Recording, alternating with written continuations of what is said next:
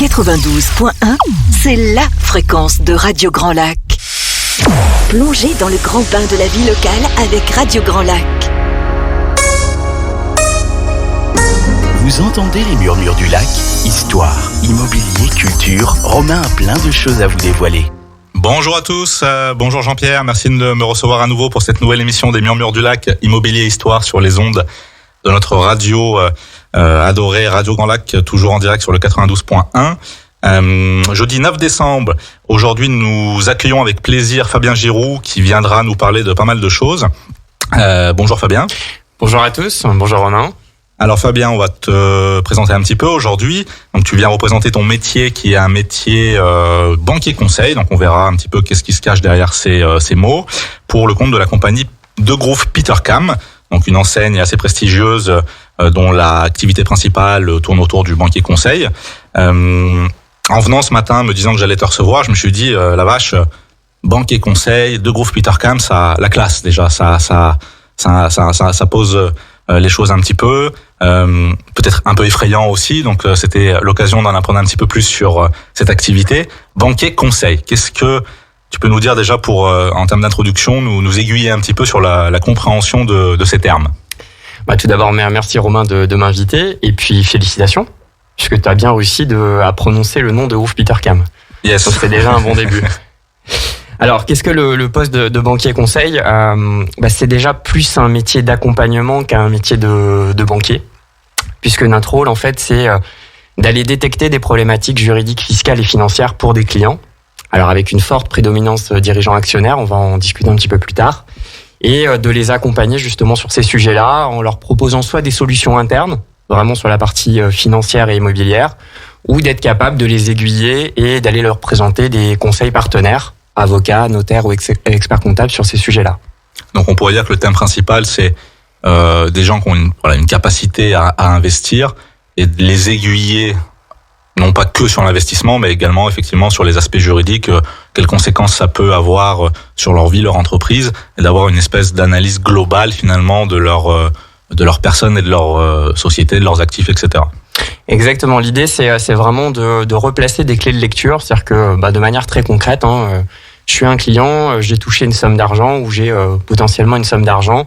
L'idée, c'est bien entendu de leur proposer des solutions pour la valoriser au maximum, mais c'est de replacer ce placement-là finalement au cœur d'un certain nombre de points clés. Et on en détecte généralement 3. Le premier, c'est quel va être l'impact de ces intérêts que je vais générer ou de ces loyers que je vais générer sur mon imposition. Ça sera notre premier facteur clé de décision. Notre deuxième facteur clé de décision, c'est qu'est-ce que je vais avoir envie de faire avec ce patrimoine pour mes enfants. Comprenez et comprend Romain comment je vais le transmettre et dans quelles conditions et surtout à quel coût. Donc je vais faire une petite dédicace pour les notaires qui m'écoutent de la région. Donc ce fameux coût, le droit de mutation à titre gratuit, que nous on va appeler Romain droit de succession. Donc on va regarder ce facteur clé de décision, savoir effectivement si cette somme pourrait générer des droits de mutation ou des droits de succession pour les enfants. Et puis le troisième sujet qu'on va regarder, sur lequel on est très attentif, c'est d'être capable finalement que ce patrimoine il puisse maintenir la paix familiale, c'est-à-dire qu'il s'intègre dans une logique familiale et qu'il n'aille pas générer des conflits, parce que finalement mal anticipé ou mal géré, et qui l'amène des situations par exemple de copropriété, entre parenthèses indivision ou démembrement. Ok. Comment, toujours une question qui m'intéresse, comment on arrive parce que c'est quand même quelque chose de spécifique, quelles sont tes motivations quand tu as décidé d'intégrer une entreprise telle que celle-ci, un métier tel que celui-ci? Est-ce que c'est un parcours un peu tout tracé? Est-ce qu'il y a un parcours scolaire? Quelle a été un petit peu ton expérience avant d'en arriver là? Et qu'est-ce qui t'a motivé à intégrer cette voie? Tout d'abord, je voulais faire plaisir à ma grand-mère. Non, je rigole. Non, qu'est-ce qui s'est passé? Donc, j'ai toujours été passionné par le monde de l'entreprise et l'économie. Donc, j'ai fait une classe préparatoire économique et commerciale au lycée Champollion. Ensuite, j'ai fait une école de commerce. Grenoble, donc. Oui, exactement, à Grenoble, tout à fait. Ensuite, j'ai fait une école de commerce à Toulouse, l'école supérieure de commerce de Toulouse. Et ensuite, je suis rentré dans le groupe Crédit Agricole, dans le monde du conseil aux entreprises. Et je me suis rendu compte que ce qui me plaisait le plus, c'était aussi finalement le conseil aux entrepreneurs, donc aux dirigeants actionnaires. Et c'est comme ça que je me suis spécialisé justement dans la question de la banque privée, de la gestion de fortune, de la gestion de patrimoine pour des personnes physiques, avec effectivement, comme je te le disais au début, une prédominance et un goût particulier pour les dirigeants actionnaires. Top. Alors justement, est-ce qu'on a dans ce parcours-là, je sais que tu as un petit peu une double casquette. Tu es formateur, professeur. Enfin, voilà, tu participes en tout cas à la vie étudiante de l'IAE à Lyon, si je dis pas de bêtises. Exactement, Romain. Alors un petit mot là-dessus, justement. Est-ce que l'agenda déjà permet d'arriver à jongler avec les deux? Qu'est-ce qui a été également ce moteur j'imagine peut-être de transmission, de connaissances? On en parlait aussi tout à l'heure. Il y a probablement un lien avec le fait de peut-être rester connecté à ces générations montantes. On constate un petit peu que l'âge justement de ces dirigeants, finalement, aujourd'hui, il n'y a plus de règles. On pourrait dire qu'il y a peut-être dans les années, il y a quelques décennies, on imaginait le patron, costard cravate, la cinquantaine, la belle maison, etc. Aujourd'hui, finalement, moi je le vois également dans l'immobilier, il y a plus de règles, quoi. On peut avoir quelqu'un de 25 ans, 30 ans qui a une très bonne idée, qui a su entreprendre jeune et finalement qui explose. Et on a évoqué pas mal de choses. Dis-nous un petit peu plus là sur cette IAE. Est-ce que c'est un nid? Est-ce que c'est Non, mais c'est vrai que c'est une question légitime sur le temps, mais pour te resituer, en fait, Romain, déjà c'est un souhait de ma part. C'est-à-dire que j'ai provoqué la chance pour être intervenant au sein de l'IAE de Lyon depuis maintenant 5 ans. Et mon souhait, c'est, de toute façon, je suis un compétiteur, donc j'ai joué au foot, notamment au Grenoble Foot 38, et j'avais le souhait d'être meilleur dans mon métier. Et je me suis dit qu'il fallait que je rajoute quelque chose au départ. Donc au départ, je suis parti sur enseignant à l'IAE de Lyon pour travailler sur la vulgarisation, c'est-à-dire maîtriser des concepts juridiques, fiscaux et financiers, mais finalement être capable de les vulgariser pour que les bonnes solutions soient bien comprises. Parce que finalement, il y a un émetteur, le banquier conseil, et il y a un récepteur, le client. Il faut que les deux soient sur la même longueur d'onde. C'est pas du tout une blague par rapport au fait qu'on est sur une onde radio, mais et donc c'était ça l'idée initialement. Et ensuite j'ai pris plaisir et c'est vraiment aujourd'hui quelque chose que je n'envisagerais pas autrement.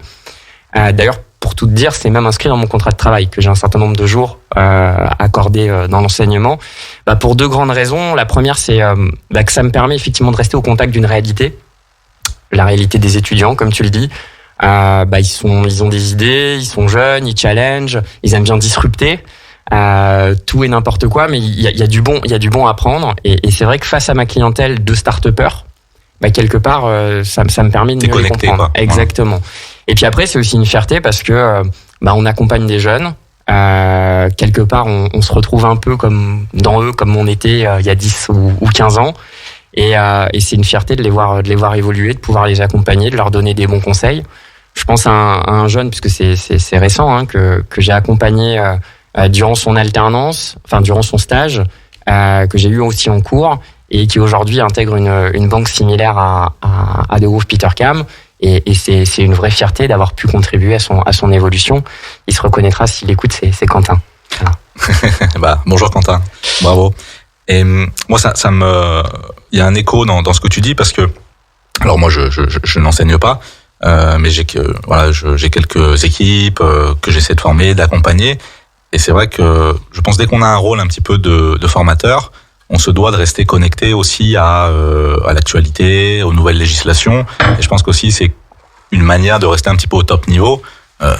J'imagine que quand on se présente en amphi ou en classe, il vaut mieux avoir aussi certaines garanties de connaissances et ne pas passer pour un naze à dire n'importe quoi. Donc j'imagine qu'en plus l'IAE c'est quand même quelque chose de réputé, de connu. Donc ça permet, j'imagine, de maintenir un certain niveau d'exigence qui est tout à ton honneur, puisque ce niveau d'exigence, les étudiants vont le demander, mais je pense que dans la vie réelle entre guillemets, par contre les entrepreneurs qui te font confiance, eux, là pour le coup, ils vont jouer ils vont investir certaines sommes et je pense que ça peut également les rassurer de se dire voilà, en face de moi j'ai quand même quelqu'un qui est investi aussi dans le collectif, dans l'éducation, et il y a un côté rassurant peut-être également.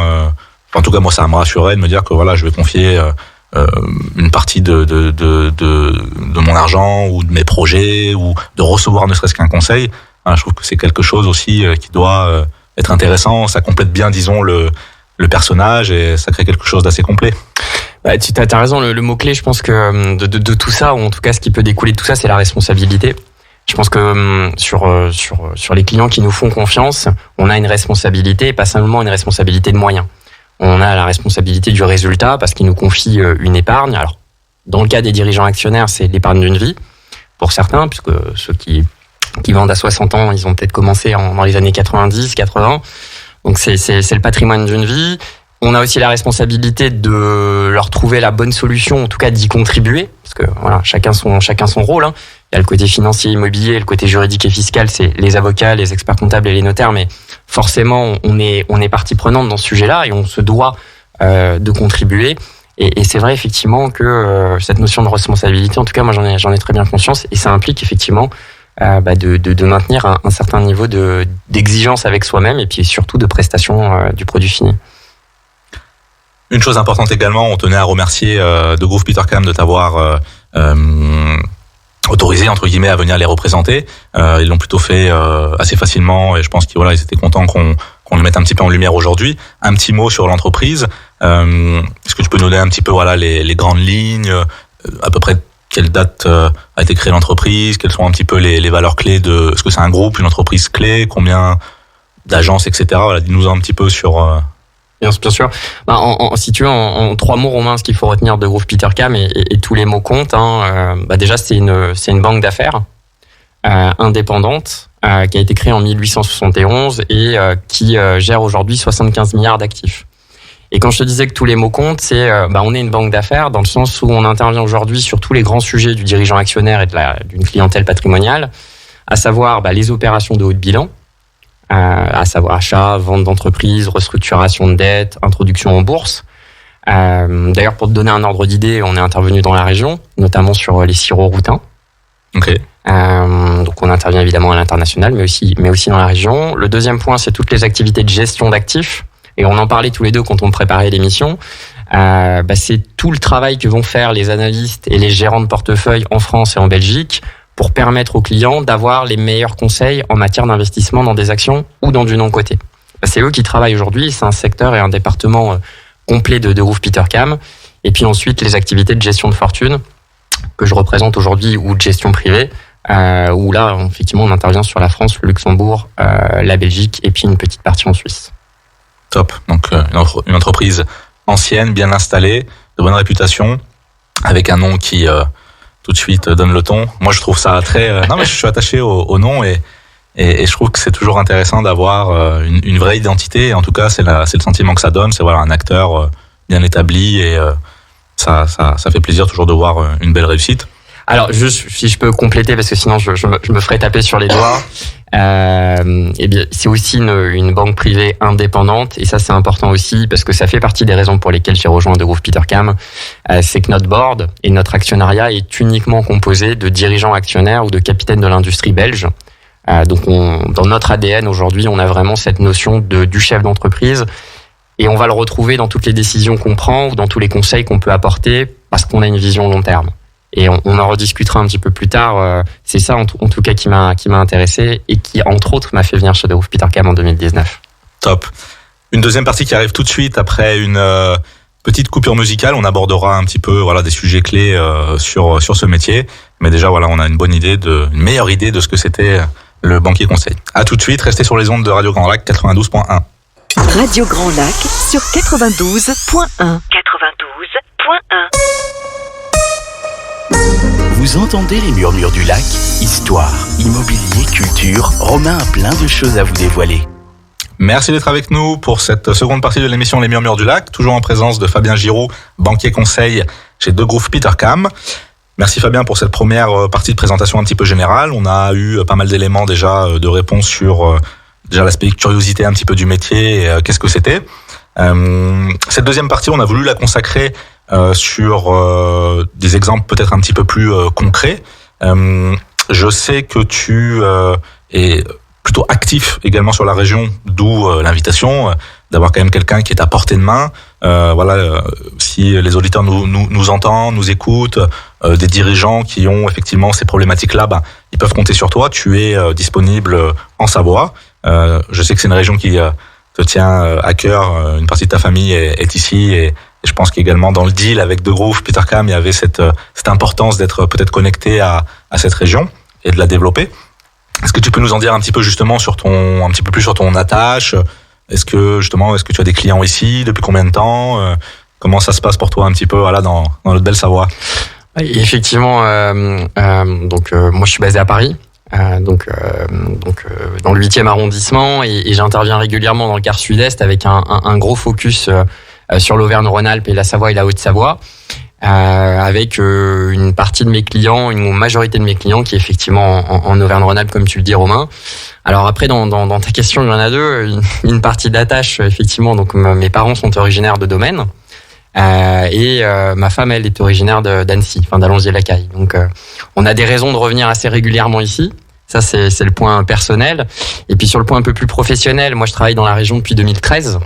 D'accord. Et j'ai la chance, en tout cas c'est une vraie fierté, d'avoir des clients que je suis depuis 2013. Donc tu vois, on fait un peu écho avec ce que je t'ai dit tout à l'heure sur la raison pour laquelle j'avais rejoint Degroof Petercam, c'est le temps long, c'est cette capacité à se projeter sur le long terme. Moi, effectivement, je conserve mes clients et je les ai conservés depuis 2013. Alors justement, ça permet de faire la transition. J'aimerais que tu nous présentes un petit peu justement les grandes lignes d'une première approche, d'un premier rendez-vous. Donc, si tu veux, je peux jouer un petit peu le rôle du client. Bonjour, monsieur le banquier conseil. Voilà, on va dire que j'ai 60 ans aujourd'hui. Mes enfants ont la vingtaine. Je crois que je les aurais fait un petit peu vieux. On va dire que mes enfants auraient 30 ans. Je commence à vouloir me poser certaines questions. Alors, je prends cet exemple, mais ça aurait pu être d'autres exemples. Comment va être un petit peu ton discours sur une problématique un petit peu justement familiale, transmission? Et moi, je serais honnête, je dirais, je n'ai strictement rien fait, je n'ai pas anticipé. Est-ce que c'est la cata, monsieur? Quelle solution un petit peu on peut apporter pour remédier à cela? Déjà, dans un premier rendez-vous, on va échanger un petit peu sur les objectifs du client, effectivement, et on va revenir un peu à ce que je t'ai dit au début, c'est-à-dire les facteurs clés de lecture et les facteurs clés de décision. Voilà, quels sont les objectifs, et en partant de manière très simple, aujourd'hui, que vous soyez, est-ce que vous avez prévu d'avoir une rentrée d'argent? Est-ce qu'il y a effectivement des placements qui aujourd'hui vous coûtent en termes d'impôts plus que ce qu'ils devraient? Donc, on va regarder par exemple les comptes titres, on va regarder s'il y a des distributions de dividendes de prévues. Donc ça va être le premier point. On va regarder vraiment un côté très fiscal. En tout cas sur les revenus. Ensuite, on va regarder un deuxième point, c'est sur la partie droit de succession ou droit de mutation à titre gratuit. À savoir aujourd'hui s'il arrive quelque chose au dirigeant ou s'il arrive quelque chose au client, quel va être le coût pour sa famille, est-ce qu'elle est capable de l'assumer? Après, sans rentrer dans la technique, puisqu'il existe différents régimes qui permettent de décaler le paiement des droits de succession, mais on va regarder ces points-là et on va mettre des chiffres. Et le troisième point, on va regarder un petit peu, est-ce qu'aujourd'hui, il y a des dispositions qui ont été prises ou pas, donation aux derniers vivants, aménagement du régime matrimonial, statut dans les sociétés, pour que s'il se passe quelque chose, quelque part, ça soit pas une zone de conflit.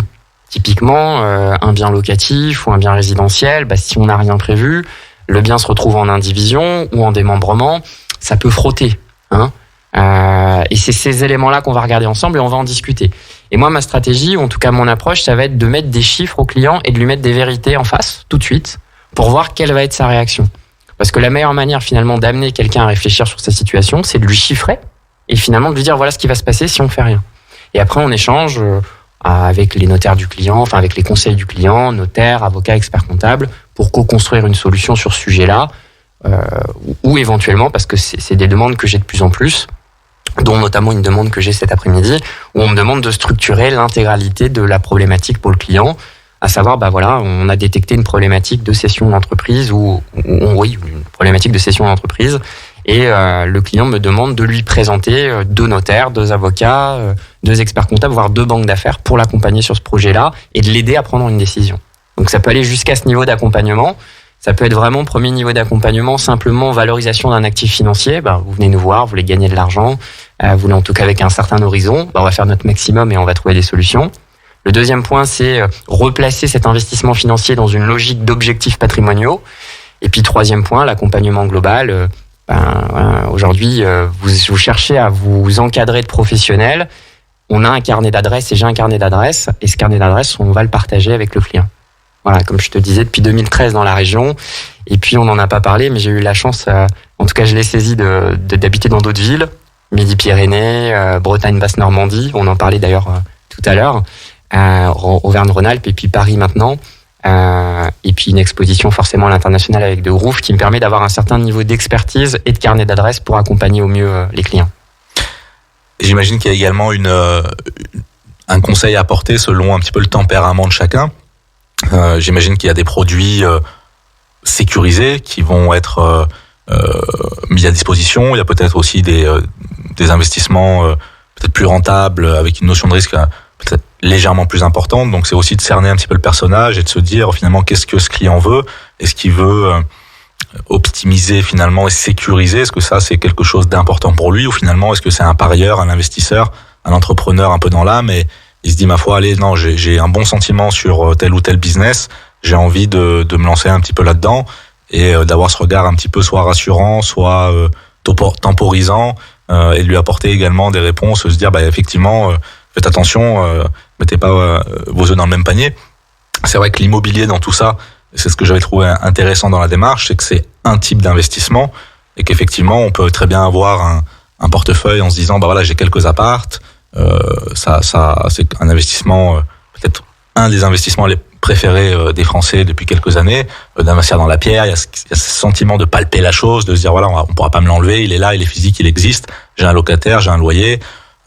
Tout ce qui est locatif également courte durée a fait exploser les rendements, donc les gens aiment bien ça. Mais effectivement, de se dire attention, peut-être pas tout miser là-dessus. Vous pouvez également diversifier, et c'est là où vous avez vraiment une maîtrise de ces sujets, parce que l'immobilier, quelque part, on arrive tous à le comprendre, et je pense que quelqu'un qui se penche dessus peut maîtriser un petit peu le sujet. Par contre, moi, par exemple, je me sens largué sur tout ce qui va être les cryptos, les investissements, machin. Voilà, c'est pas mon sujet et je serais un peu frileux et j'aurais clairement besoin de conseils et qu'on m'explique un petit peu les choses. Est-ce que ça c'est une partie compliquée du métier d'expliquer quelque chose à un client qui connaît pas forcément tel ou tel levier, telle ou telle formule? Alors, je dirais que c'est un des éléments les plus intéressants du métier, la vulgarisation. Après, il y a un premier élément du métier, c'est effectivement la détection du profil du client, la détection de ses objectifs. Alors, si on prend les deux extrêmes et sans vouloir tomber entre guillemets dans les clichés, mais il est évident qu'on a parfois certains dirigeants, notamment dans la grande distribution, qui sont plus agressifs sur l'homme, c'est-à-dire qui aiment effectivement de la rémunération rapide. Donc eux, on va avoir tendance effectivement à aller soit sur des actifs, soit sur des actions très très dynamiques, donc plutôt des actions chinoises notamment. Et on en a d'autres qui sont plus frileux parce que jusqu'ici ils surmaîtrisaient leur métier ou tout simplement ils connaissent pas, comme tu viens de le dire, ou au moins, et ils ont besoin d'être accompagnés. Donc ça, il y a cette phase-là qui est quand même assez importante. Dans le doute, on part toujours sur un investissement plutôt doux, parce que c'est beaucoup plus facile d'accélérer et d'appuyer sur l'accélérateur que de faire l'inverse. Et ensuite, pour répondre à ta question de manière claire, je dirais que effectivement, il y a beaucoup de pédagogie à faire, surtout au début. Mais quelque part, c'est assez normal. Hein, on se teste. Hein, on s'est testé pour se faire confiance, et on se teste aussi dans la relation. Donc c'est vrai qu'au début, on est très présent, et moi je suis très présent auprès des clients pour bien qu'ils comprennent et pour que cette stratégie qu'on a décidée ensemble, qui est réfléchie. Généralement, c'est des dossiers qui sont menés sur au moins 3 mois, le temps qu'on apprenne à se connaître, qu'on fasse les choses, et ils puissent aller au bout et qu'on puisse vraiment en tirer les fruits. Et oui, la pédagogie est très importante. Et effectivement, le fait d'être professeur à l'IAE m'aide évidemment sur ce sujet-là, en plus du fait que je prends plaisir à le faire. Et puis, ça me permet d'insister et de revenir sur ce que tu disais, tu as des clients depuis bientôt 10 ans qui te suivent, parce que c'est finalement nécessaire, c'est comme ça que ça marche. Moi dans l'immobilier, c'est vrai qu'il y a certains clients qu'on revoit de temps en temps parce qu'ils vont acheter, revendre, changer de résidence, changer de région, etc. Donc il y a des facteurs qui font qu'on peut les refaire du business avec certaines personnes, mais on va dire qu'une vente sur 2 finalement c'est l'achat d'une vie et c'est un peu du one shot entre guillemets. Donc on essaie de faire ça du mieux possible. Alors que toi, il y a vraiment cette notion le placement, voilà, dans 3 ans on en est où? Est-ce que ça a rapporté ce que je voulais? Est-ce que je vais déplacer ci, déplacer ça? Il y a vraiment cette nécessité de durée, de longévité qui va vraiment de pair avec tout ça. Et pour aborder un dernier sujet également, ça je trouve ça toujours intéressant. c'est qu'aujourd'hui, voilà, on te reçoit toi, Fabien Giroux, mais il y a un staff derrière, une équipe, j'imagine, des analystes, des financiers, des gens qui peuvent également apporter leur regard, leurs expertises. Et c'est également un travail d'équipe au sein, j'imagine, de ce cabinet qui fait que voilà, il y a cette réputation également importante. En fait, oui, comme on l'a évoqué tout à l'heure quand je te parlais de carnet d'adresses, en fait, il y a vraiment 2 axes aujourd'hui qui font la différence. 2 facteurs clés de succès. Le premier, effectivement, c'est la qualité de l'équipe, du staff. Aujourd'hui, moi, je suis soutenu soutenu par une assistante, une banquière junior, ne serait-ce que pour traiter les demandes des clients quand je suis en déplacement, en train d'échanger avec toi à la radio. Ça, c'est un premier point. Ensuite, en termes d'équipe technique, aujourd'hui, on a des juristes fiscalistes, à la fois en France, mais aussi en Belgique, qui viennent là pour nous pousser de l'information, pour nous accompagner en rendez-vous, pour relire nos notes lorsque on est amené à produire des notes sur ces sujets-là. Une équipe de gestion d'actifs également, en France et en Belgique, comme je te l'évoquais, qui sont là pour nous donner les grandes tendances et surtout pour nous donner les arguments les plus percutants pour faire preuve de pédagogie financière avec nos clients. Ça, c'est vraiment un pan et propre à Degroof Petercam. Et puis après, ce qui fait la différence aussi, c'est le carnet d'adresses. Voilà, savoir présenter le bon notaire de la région, le bon avocat de la région, qui soit ici, à Marseille ou à Paris, et qui répondent vraiment à la problématique du client.